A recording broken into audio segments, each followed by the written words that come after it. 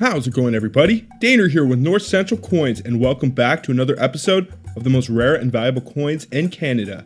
Now, there are several rare and valuable Canadian quarters you can find in your pocket change that can be worth crazy amounts of money. Some people out there may have never even heard of the Canadian 1967 Bobcat quarter, and honestly, you don't come across them too often. You might be considered lucky to find one of these if you are coin roll hunting or even a collector looking through their pocket change. But of all the Canadian silver coins left in circulation, there is probably more of these Bobcats than just about any other date. The reason for this is 1967 was the final year that Canadian quarters were minted entirely in this silver composition, some of them being minted in 50% and some of them being minted in 80%. In 1968, quarters would be minted in silver, but the majority of Canadian quarters would be composed of the mint's new intended metal for coinage, nickel.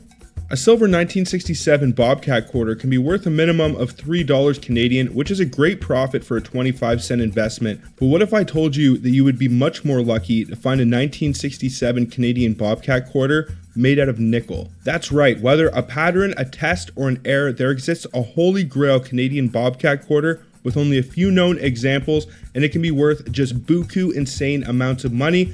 And in this video, I will tell you how to identify it, as well as its potential value. Before I do get into this, I would really appreciate if you guys would hit that thumbs up, subscribe if you're new, and also hit that bell notification so you can see my new videos as they are being released. In the past, I have made several videos detailing the rare and valuable coins from Canada, the United States, Britain, Australia, New Zealand, and several other countries, and I'm going to be making plenty more in the future. So follow along with those. But all of that being said, what do you say we get into today's video and discuss the 1967 nickel pattern 25-cent Bobcat quarter? Let's get it, guys.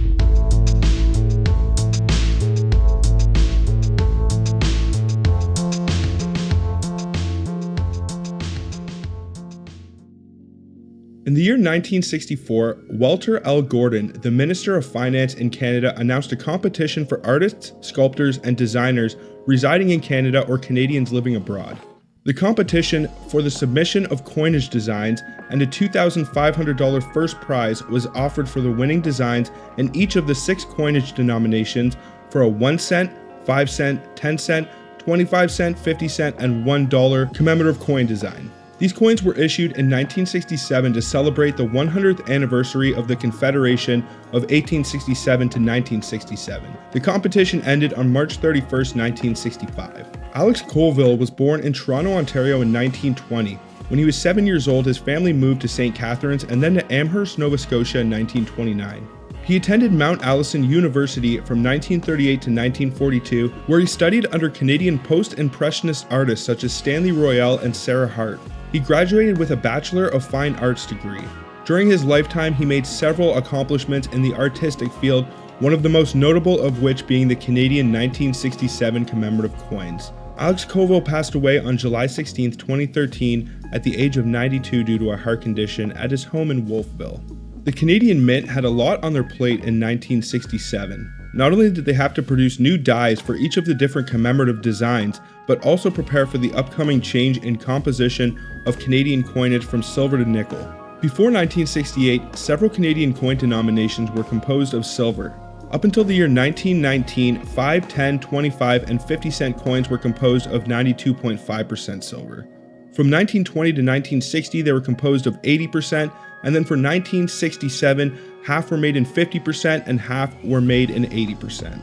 Coin shops will commonly refer to the 1967 Bobcat quarters as 65% to avoid difficulties in differentiating between the two compositions. Now, 1968 was the last year for silver circulation coins in Canada, but about half of the 1968 dimes and quarters were made out of the new intended metal, nickel. All of the 1967 Bobcat or Lynx quarters were produced in silver, but unknown to some, there is an extremely rare Holy Grail variety of these coins that can be worth insane money. Some of the 1967 Bobcat quarters were accidentally struck with nickel planchettes. It is unclear how many, but it is estimated that there are only 5 to 10 of these coins still in existence. One of these coins, which was certified by PCGS with a grade of Specimen 64, was sold by Heritage Auctions in 2019. This may be the only certified example of this coin. Being able to tell the difference between the silver and nickel Bobcat should be pretty easy, as the nickel planchette would be magnetic and the silver would not. There are not any notable varieties for the 1967 coins, but if you guys are familiar at all with the 1967 rabbit nickel or the 1967 goose dollar, there are a few notable varieties for those, mostly rotated die varieties, and also sometimes they can have machine doubling, most notably on the 1967 pennies. So I would always keep my eye open for errors on the 1967 coins. They produced a lot of them and they had to pump them out in a short amount of time. So the specifications for the regular 1967 Canadian quarter, if any of these are off, it might indicate that you have the nickel planchette as well. Now the alloy is supposed to be 80% silver and 20% copper, or it can come in a 50% silver or 50% copper composition. The weight is 5.83 grams. It has a diameter of 23.88 millimeters. The edge is reeded. It is non-magnetic and it has a die axis in metal alignment. Now, what do you say we get into the values for the 1967 nickel planchette Holy Grail quarter? I'm sure you are all curious. Now, just to give you guys an idea, a regular 1967 Bobcat is worth about $350 in a low MS grade, not worth much more than melt or scrap, but it can be worth all the way up to $77 for an MS65. If you were to get a cameo designation, it may add a premium as well. Canadian 1967 coins were also released in proof-like and specimen sets, and the Canadian nickel planchette Bobcat quarter actually has a specimen designation, meaning that most of them were probably pulled out of specimen sets. Most of the Canadian specimen coins and sets produced before the year 1970 are extremely rare and valuable, but Canadian 1967 specimen sets are not quite as rare as the other ones produced before the year 1970. The pro is they did come with a gold coin, and if you purchased it back in the day, it was not a whole lot of money to buy the set and you would have made a huge profit. But if you want to buy the set with the gold coin, you're looking at least $1,500 to $2,000, especially if you are actually paying gold value for the coin itself. But the other commemorative coins inside of the set are not that rare. The only way the other coins in the 1967 specimen sets can have an extreme premium is if they come with a very nice cameo on them. But a lot of the times the coins were toned in an undesirable way, which takes some of the value away from them. But just to give you guys an idea, the 1967 Canadian proof-like Bobcat quarter, the proof-like sets are very common as well. Usually you can pick those up for pretty close to spot price, but it's worth around $6.60 for a proof-like 63 example, so not worth much more than melt, and it's worth around $44.10 for a proof-like 66 example.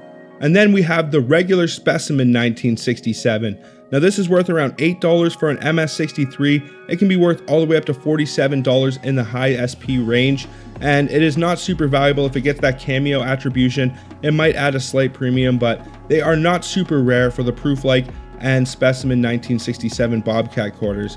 But last but not least, we have the extremely rare Holy Grail 1967 Bobcat quarter struck on a nickel planchette. Now the only example we know that is graded currently is an SP64, and it sold for $3,800 US in 2019 in heritage auctions. That is some crazy buku money, and it is a good variety to look for. Even though they're in specimen sets, you never know if one of these maybe made their way into circulation. And if you are an avid collector and you like to visit coin shops or flea markets, definitely keep your eyes out for 1967 specimen sets, and you can probably tell the Bobcat quarter apart from the others because the others will be in silver composition, and I'm sure the Bobcat quarter will look a lot more dull than those ones. But I think that is pretty much going to do it for this one. I really hope you guys enjoyed this video. If you did, please smash that thumbs up, subscribe if you're new, also hit that bell notification. I would also like to announce that I partner with Lighthouse Canada. They are one of the largest and most reputable coin supply companies in North America. They have a website with a massive selection and inventory that can cover just about everything in your coin collecting needs. Now they make the absolute best Canadian coin albums on the market. They have coin flips, microscopes, they have solutions that can reveal the dates on your old coins, as well as cleaning your coins without damaging them. So if you would like to shop this awesome selection of coin collecting gear, then go to lighthousecanada.ca and enter the promo code DANE20 at your checkout for 20% off of your order. I've also partnered with Charlton Press. They produce the most accurate and detailed Canadian coin catalogs on the market. They have several different issues that can tell you information and values on every Canadian coin you can imagine. I actually got some of the information for this coin in this video from my Charlton guide. So if you would like to find out the most accurate pricing information on your Canadian coins, then I suggest you go to charltonpress.com and you can enter the promo code DANE20 at your checkout for 20% off your order. So that is lighthousecanada.ca, charltonpress.com. You can enter the promo code DANE20 for 20% off of your order. I would like to thank you all so much for watching, but until the next one, everybody, peace out and have a good one, y'all.